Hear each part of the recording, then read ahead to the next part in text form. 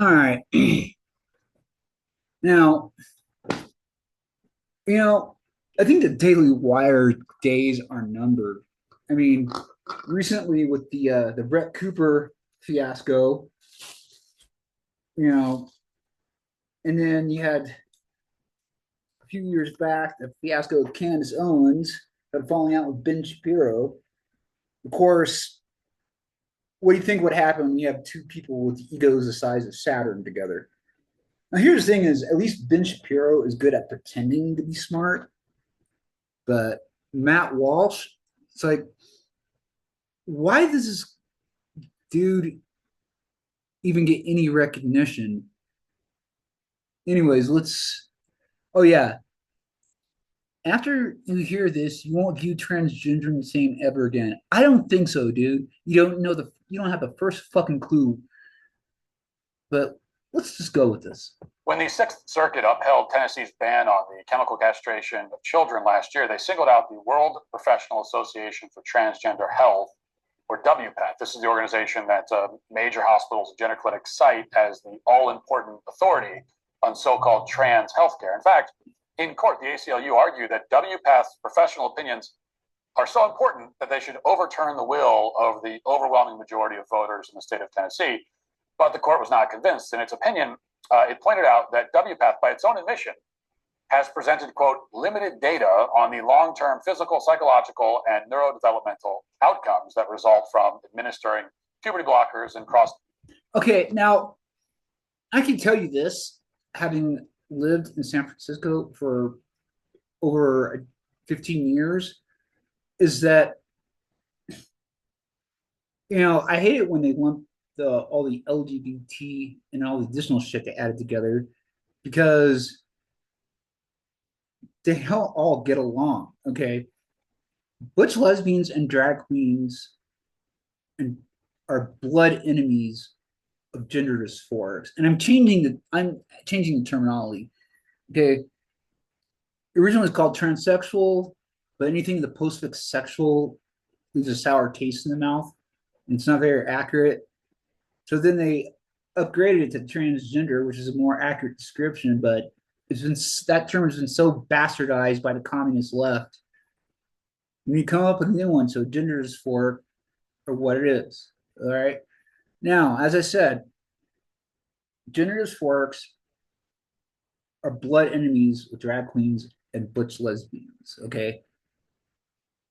You know, butch lesbians, they look at M to Fs as trying to intrude into their territory, and they look at F to Ms as joining the other side.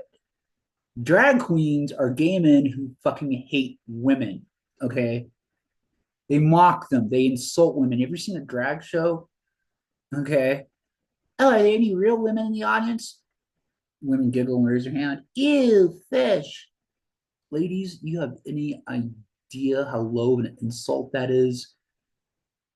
Okay, calling a woman fish is the gender equivalent of calling a black person a nigger. Okay, fish refers to the smell of a woman's vagina. So, who are the people who are pushing the trans kids agenda? It's not legit gender dysphorics. Drag queens and butch lesbians are the one who are pushing this. They want people to hate gender dysphorics, and you are falling for hook, line, and sinker. Now, the truth is, if somebody does legitimately suffer from gender dysphoria, time to have that conversation is when they're adolescents, okay? With they fully aware of it. You can't, like pushing this the fastest way to make enemies out of somebody is to go after their kids. And you're so gullible, you fall right for it without even looking at the bigger picture. Sex hormones in children, in part because WPATH's data and the documentation wasn't exactly comprehensive. The court allowed the ban on these so-called treatments to take effect. 6 months later, we now have a window into what data and documentation WPATH actually does have in its possession.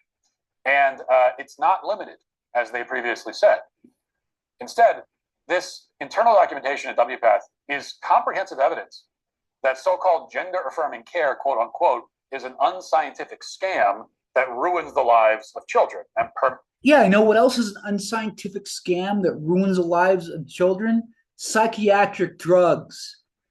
All right. I don't hear you bitching about that. You understand nearly all mass shooters were on SSRIs, with the exception of the Pulse nightclub shooting. That was a jihadi. All right. What about intentionally putting poisonous shit in the food, especially the shit they market towards kids? I don't hear you bitching and complaining about that.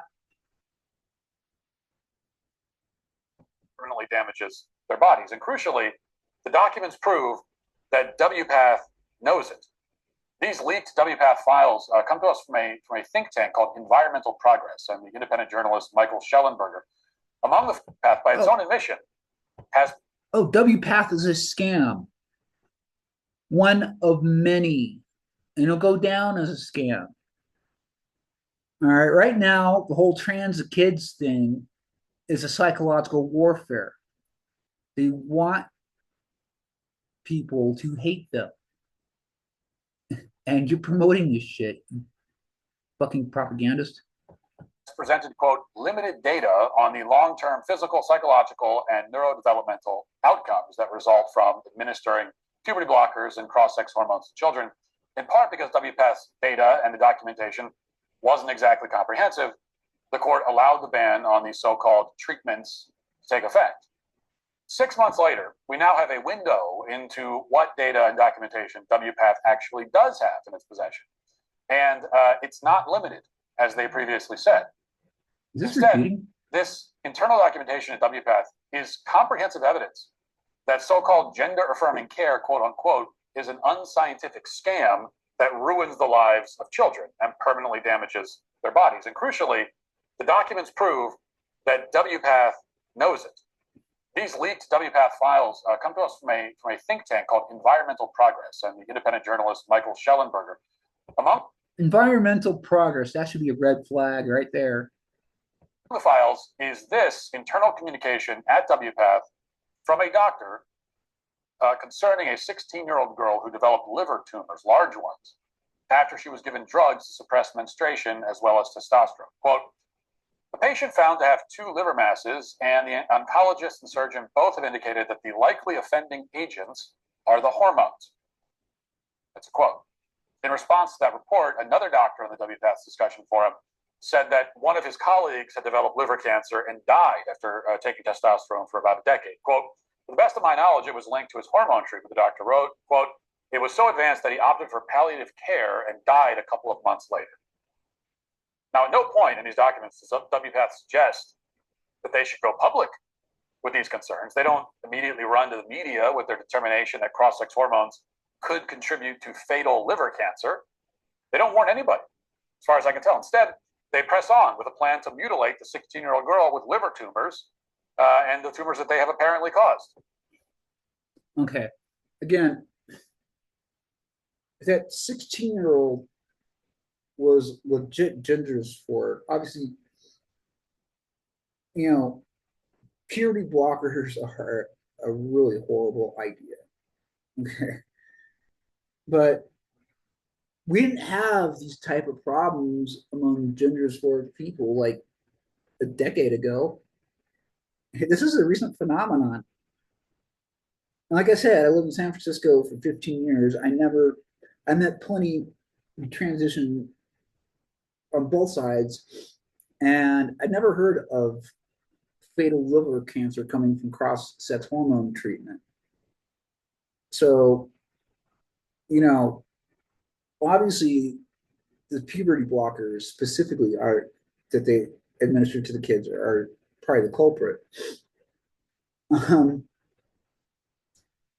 But yeah, they should definitely,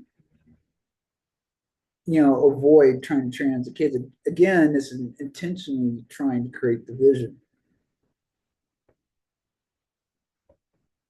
Quote, we're prepared to support the patient in any way we can, e.g., top surgery when medically stable, etc. Now, Walsh doesn't even begin to describe this.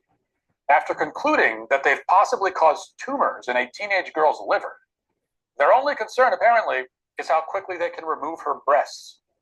In fact, from the documents, it appears that WPATH tries to rush these procedures in general before patients can reach adulthood. One surgeon, Christine N. McGinn, boasts that she's performed more than a dozen vaginoplasties on patients under the age of 18. And in this context, vaginoplasty means that they are removing a child's penis, testicles, and scrotum and replacing them with a non-functioning open wound. No, dude, not even close. Okay, not remotely fucking close.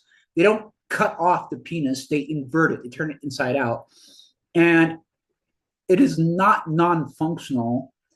Okay, you've obviously never seen a post-op vagina, have you?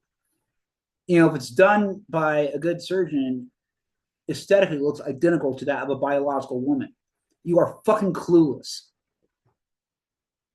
Stop pretending to be an authority on the subject you know nothing about. And they're doing this to children. The surgeon writes, quote, I feel the best time for surgery in the US is the summer before their last year of high school. Yes. Okay. If it's a legitimate case of gender dysphoria, late teenage years are the ideal time to start that. Okay, obviously, you do want to be able to develop quote unquote, naturally up until that point. All right, have you seen gender dysphorics who start to transition middle aged? It's not a pretty picture. Typically, the younger you start, the better off you are. Okay. Again, if it's legit, yes, that is the ideal age to start. Of course, depending on the family situation, you can't start late adolescent, 18 to 25 ideally would be time to start that. But if they can, when in their late teenage years, yes, that's exactly the time to start that shit. If it's legit. Oh, you fucking piece of shit.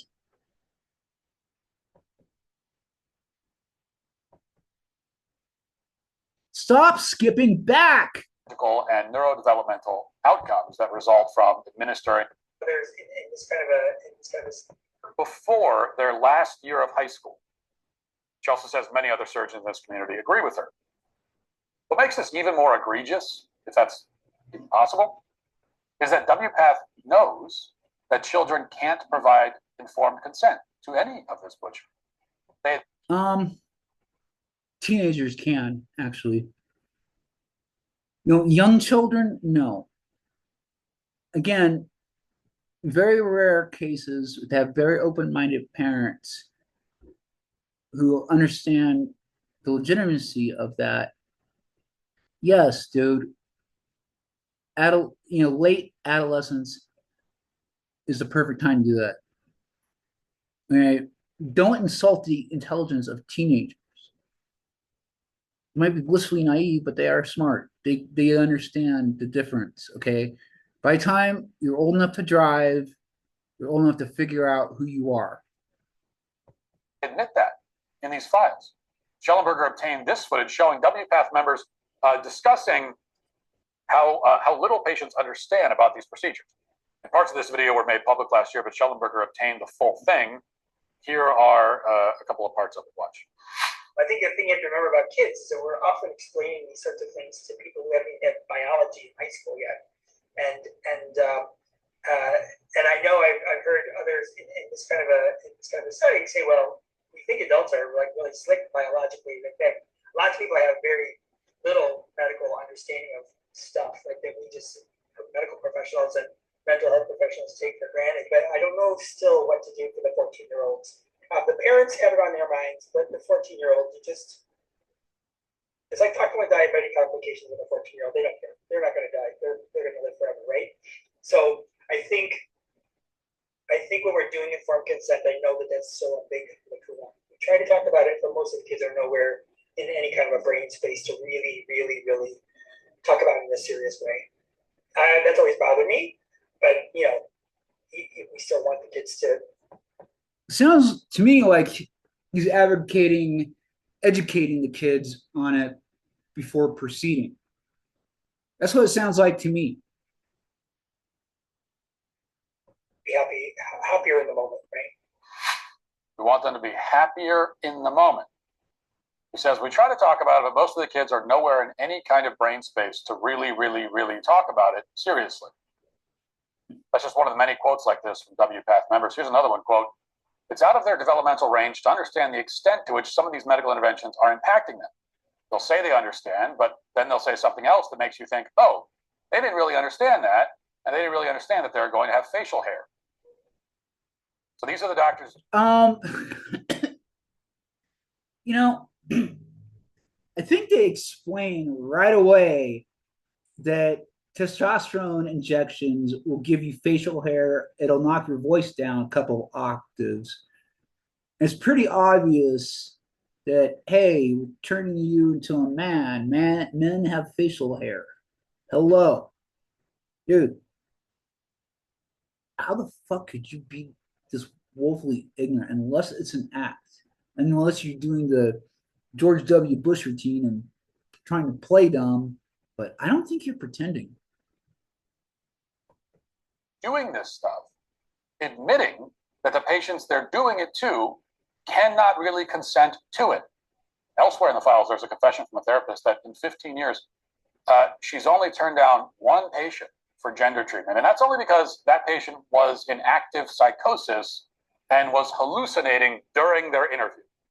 There's also discussions about boys who began transitioning when they were 4 years old. To understand the extent of the barbarism.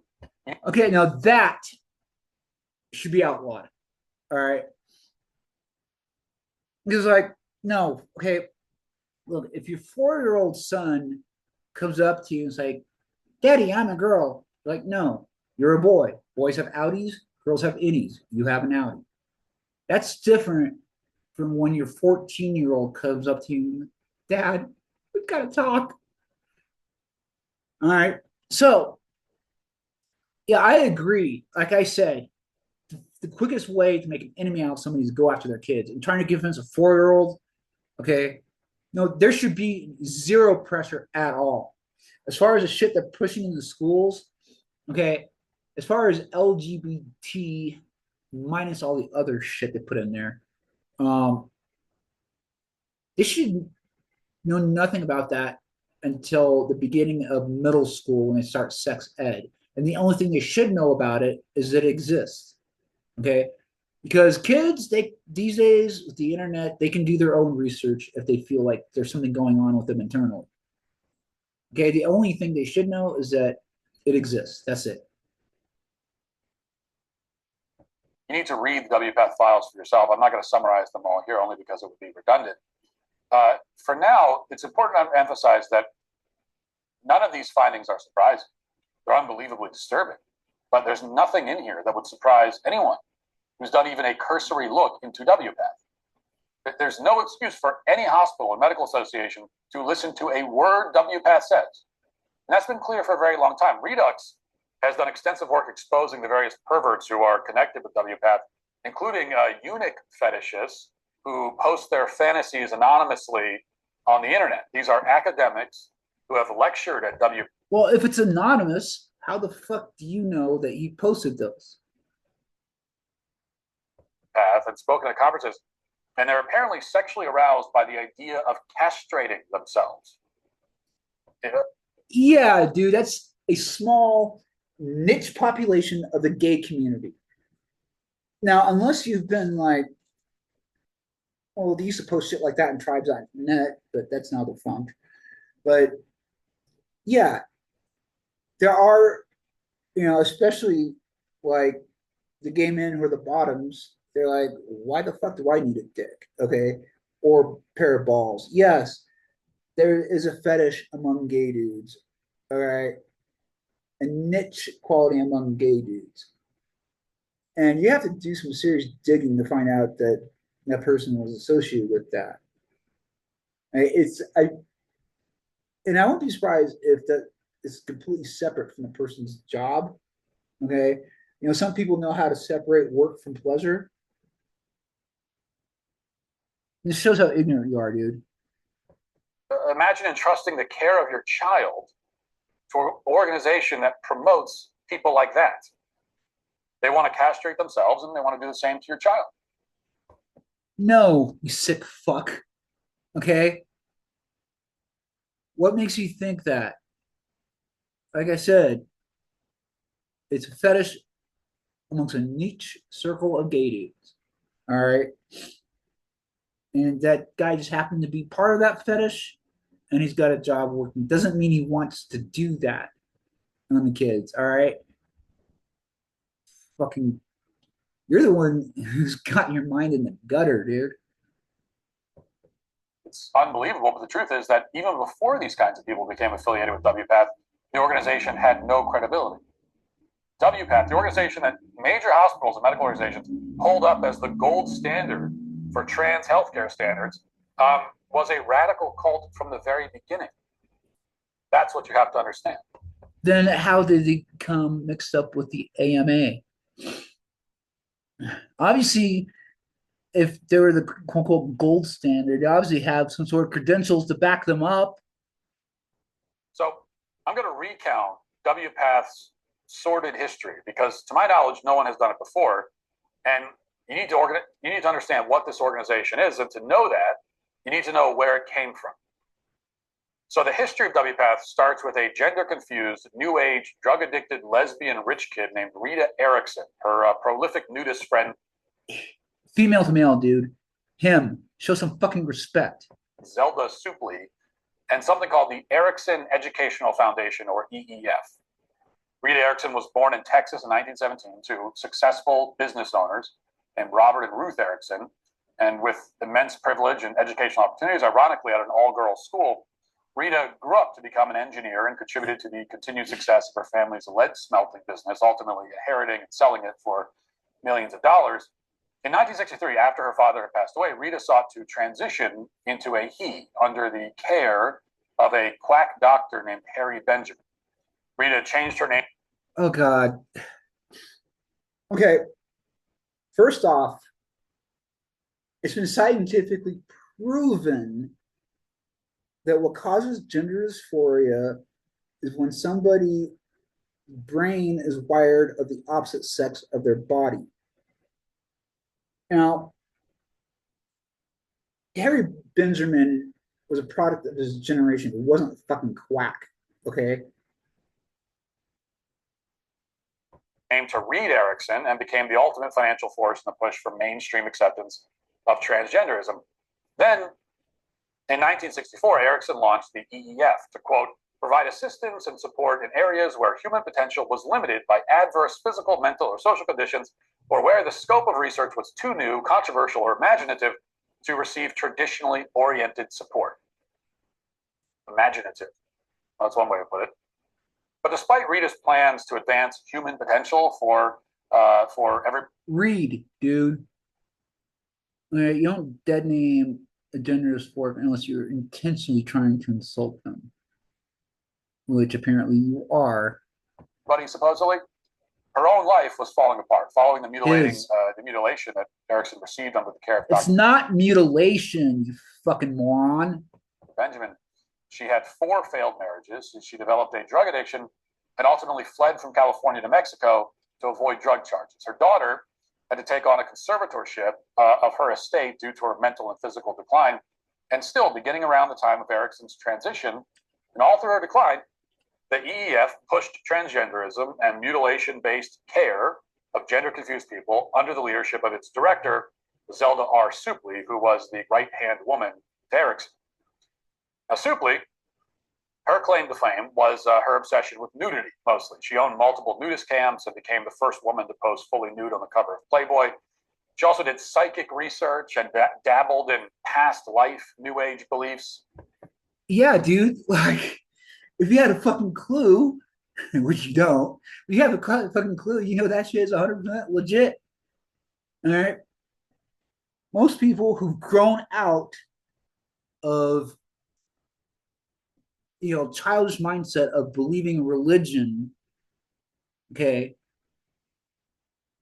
so people who actually know the truth of spirituality, yeah, Of course you knock that because you're a fucking closed-minded idiot. God, you piece of shit. Where was I? Girls' school. Rita grew up to become an engineer and contributed to the Continuous Extender Clinic at Johns Hopkins University, where Dr. John Money, an EEF board to fame, was her obsession with nudity mostly. She owned multiple nudist cams and became the first woman to pose fully nude on the cover of Playboy. She also did psychic research and dabbled in past life New Age beliefs. Under Supley, the EEF sponsored symposiums to bring fringe doctors together. The organization paid these doctors to travel and spread gender ideology. They also sponsored Fringe doctors. Oh, I mean like the people who promote conversion therapy? programs in colleges to inject transgenderism into academia. They handed out propaganda to doctors and lawyers and police departments and social workers. The EF even provided grants to doctors who wanted to pursue gender mutilation. Yeah, legit research. That's what you call propaganda. Fucking hypocrite. Contributing heavily to today's more mainstream acceptance of this butchery. The EF helped. It's not butchery, dipshit. It's corrective surgery. All right. Bankroll, the first major gender clinic at Johns Hopkins University, where Dr. John Money, an EEF board member, worked at the time. The clinic received a reported $85,000 from the EEF, and that's approximately $750,000 in today's dollars. Now, the EF revered John Money, calling him a leading scholar and researcher of our time in a newsletter in 1972. Now, what was John Money doing in 1972 to be celebrated and financed by the EEF? Well, according to Arizona State University, he became infamous for directing twin boys to, quote, inspect one another's genitals and engage in behavior resembling sexual intercourse. He also attempted to change one of the boys into a girl, a story you know if you watched What is a Woman, ultimately. Yeah, John Money was a quack, you know, but every field of research, you get some pretty fucked up mad scientists. One of the boys shot himself in the head, and the other died of a drug overdose. Now, the EF suspended its operations in 1977, but not before helping fund the Janus Information Facility, or JIF, which overtook much of the EEF's work. The JIF also absorbed the nudist director of the EF, Zelda Supley. The JIF served as a referral service for gender-confused people to find fringe doctors willing to sterilize and mutilate them. Along with Supley, it was run by the University. You know, seriously, dude, if you had your son circumcised, shut the fuck up about mutilation. Texas, Dr. Paul Walker, a former Johns Hopkins colleague of Dr. John Money. And through the late 1970s, bankrolled by the EF, the Janus Information Facility and Dr. Paul Walker led the continued push to mainstream these extreme surgeries, which were increasingly marked by patient regret, high complication rates. In 1982, researchers at Yale. No, dude. I don't know if you realize this or not, but Harry Benjamin standards, people who are seeking these treatments have to be vetted by 3 separate psychologists to rule out any quote unquote mental illness. How come you don't mention a word of that? From University of Kentucky found that post-operative complications included, quote, breast cancer in hormonally treated males, the need for surgical reduction of bloated limbs resulting from hormones, repeated construction of vaginal openings, infections of the urinary system and rectum, hemorrhaging, loss of skin grafts, post-operative suicides and suicide attempts, and patient demands to reverse surgery. Some sex change patients, the research reported, quote, threatened to shoot the genitals of the surgeon with a shotgun. Now, yes, dude. Every type of fucking surgical procedure has complications. All right. Yes, and malpractice happens in every field of medicine. All right. How many people have had, plastic surgery on their face and regretted it? Now, as far as those complications, that's a small minority, okay? the overwhelming majority of people who've gone through surgery have absolutely loved the results. All right. You're talking about like, let's say up until recently, until they started pushing the shit on the kids, trans regret was an extremely rare phenomenon. Okay. And the reason why it's an extremely rare phenomenon is, like I said, people were thoroughly vetted by psychologists. Obviously, you didn't do very much. You only did your research into this dude is extremely biased, and you know, Those are pretty bad results of this new form of surgery. Did any of this make Erickson, Supley, Paul Walker, John Money, Harry Benjamin, or any of their other unhinged counterparts stop?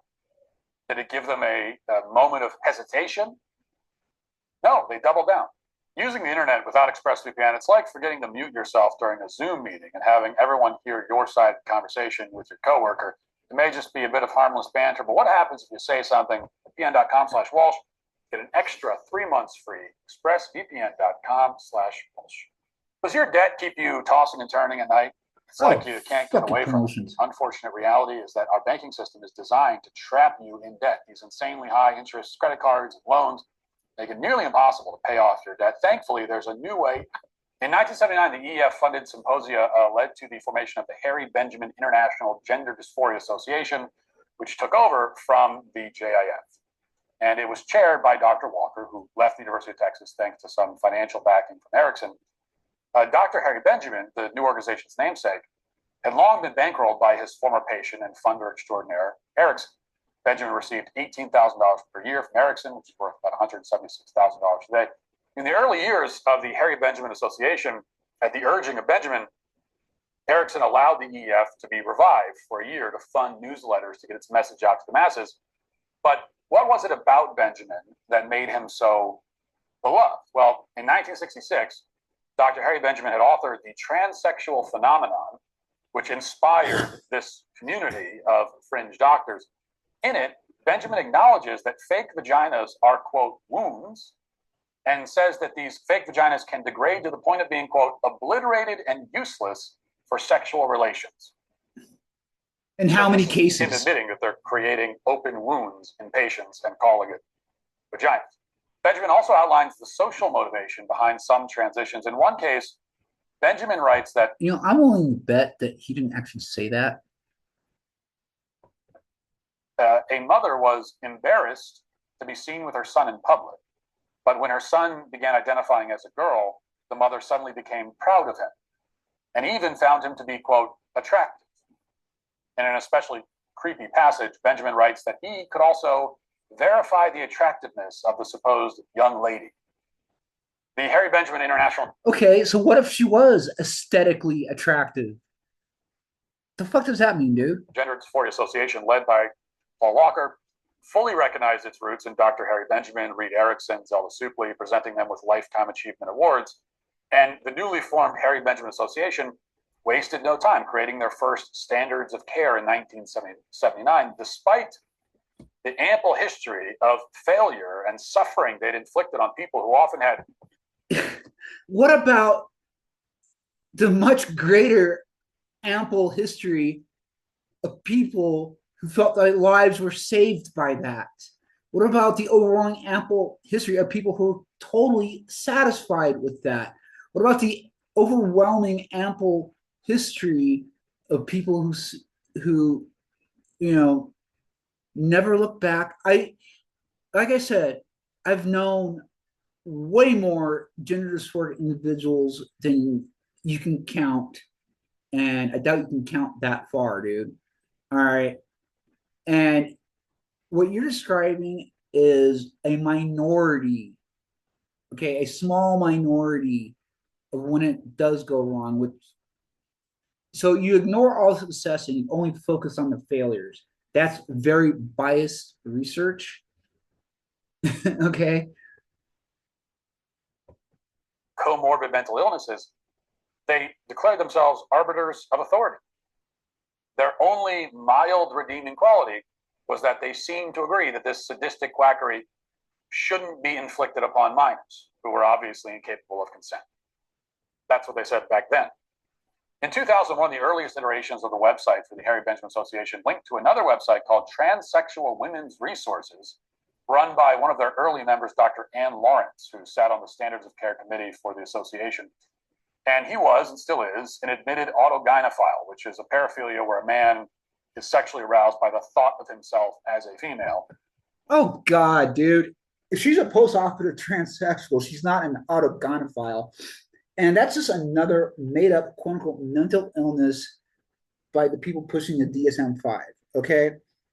Of course, if you felt like you've been trapped in the wrong body, the wrong gender, of course, you're going to get aroused at the thought of being that gender, all right? But that's not the main reason people do it.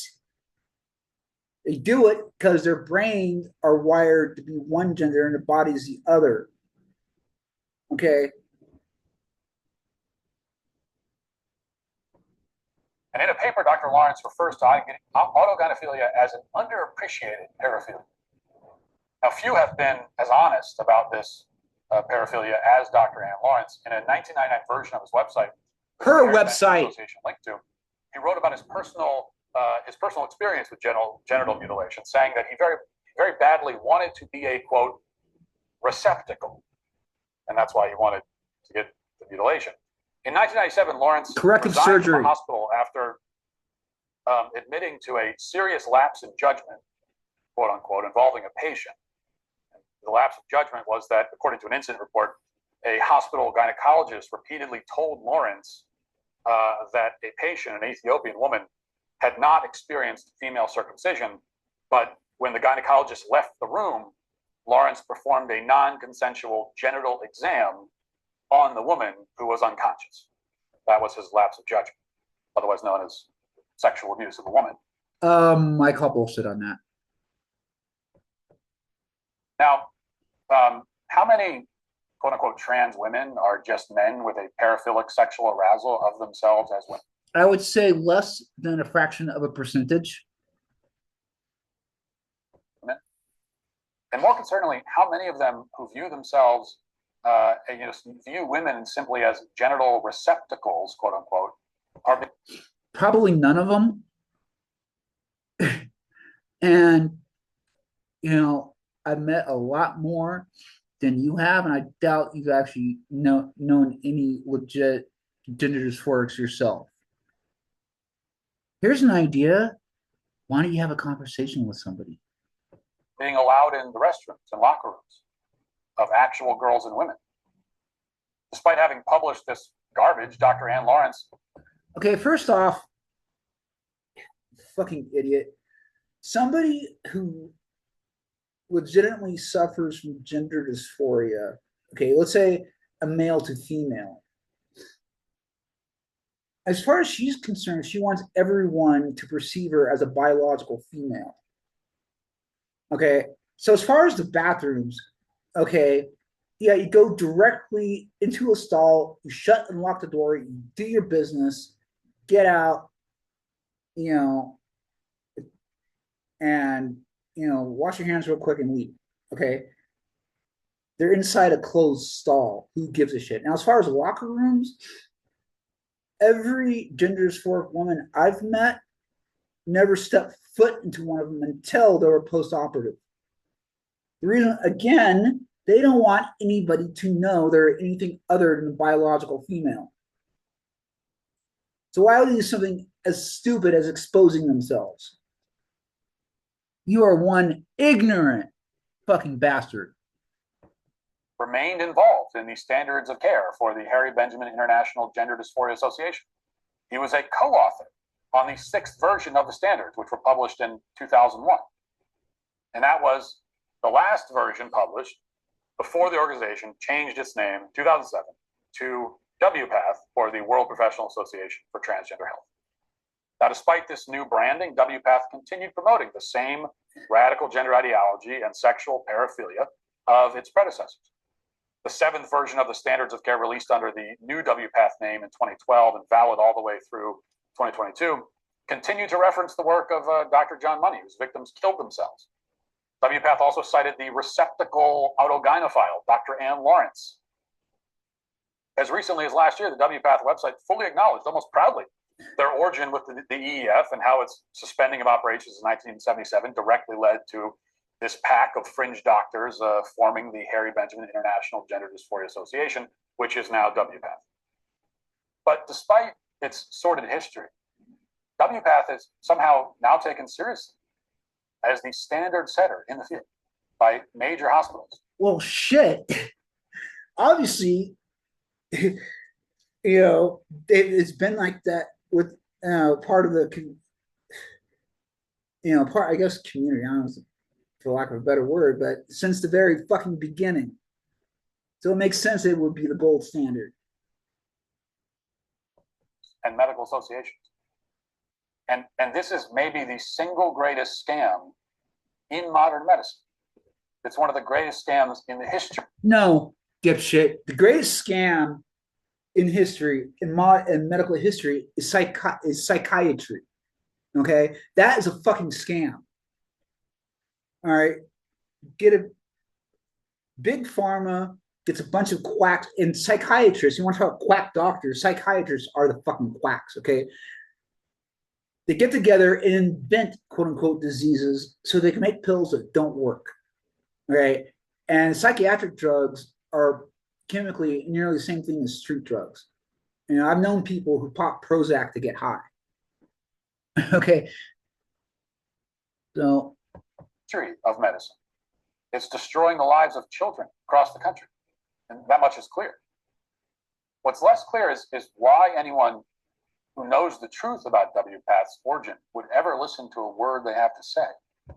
Well, why? I think you described because who else is dealing with the issue, first off? Okay, obviously, they've been part of the medical establishment going on for over half a century. Maybe that's why people listen to them. Better question, Matt, is why the fuck should people listen to a fucking quack like you? The only thing you managed to prove so far is your bias and your ignorance. The WPATH of today is the proud product of decades of quackery and sexual experimentation. No, that would be the DSM-5. It's a threat to public health, and in particular to children. Now, the good news is that there's a simple solution. The fact that radical activists at WPATH provide standards of care doesn't mean doctors, hospitals, medical schools, insurance companies have to follow them or use them for any purpose at all. But they will. Medical professionals have the capacity and capability of rejecting barbarism and doing what's right. Then they should ban psychiatry. Common sense and restraint. It's happened before. Physicians used to engage in a wide range of practices that we now recognize are gruesome and unethical, like lobotomies, using heroin as cough syrup, treating asthma with chloroform. In time, WPATH's standards of care and the procedure. Yeah, those are the same people that led to modern day psychiatry. Hello. Yes, they used to perform lobotomies on people with a pickaxe. Now they do it chemically. As they endorse, will meet the same fate. WPATH exists because for years, most people didn't know about its history or how its standards of care are used. Most people didn't know that hospitals will perform double mastectomies and other life-altering operations on children. Well, that's all changing now. WPATH and everything it stands for has been exposed. No, it hasn't. And now it's time for the medical profession to do what it should have done a long time ago and shut down these con artists once and for all. Thanks for checking out this video. If you liked... No, dude, the con artist is a psychiatric industry. Okay? Like millions of people, the past 80 years. Okay, you get... I don't know. Why the fuck did you start with Christine Jorgensen, first off? Okay? It's been going on since the 1950s. When we recognize that there actually is such a thing as gender dysphoria. Okay? Literally millions of people's lives have been drastically improved because they're born with a medical condition. And through decades of research, the only solution that's ever worked is to make the outside match the inside. All right. And literally, nearly a century of research has proven that. So, and you're going around calling people quacks, dude. You're a Bible thumping Christian, okay? You believe in the Bible. Who are you, the fucking going around accusing people of being mentally ill? If anything should be classified as mental illness, it should be religious devotion because it breeds stupidity. Anyways, yeah, Matt Walsh is a fucking moron. I don't know why anybody listens to it. You know, honestly, you should get a petition going to defund the Daily Wire. Anyways, until we meet again, toodaloo.